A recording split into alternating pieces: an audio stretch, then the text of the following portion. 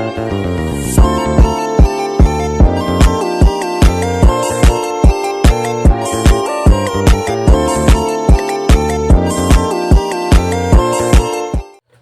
what's up mga G's? Isang magandang araw para sa ating lahat. Papakita ko nga pala dito yung mga Oscar ko, tapos yung ating mga flower horn. I-update ko kayo kung ano mga ginagawa kong grooming sa kanila.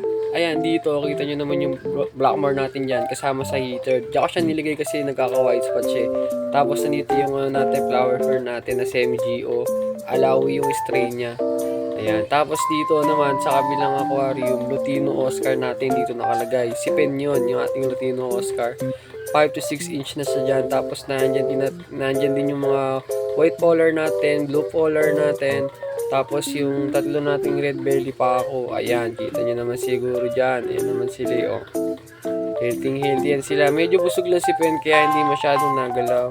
Tapos dito naman sa kabila, ito naman yung mga ano natin, mga prey natin na ginugroom, mga KCC na to, Ryzen KCC yung ano nila.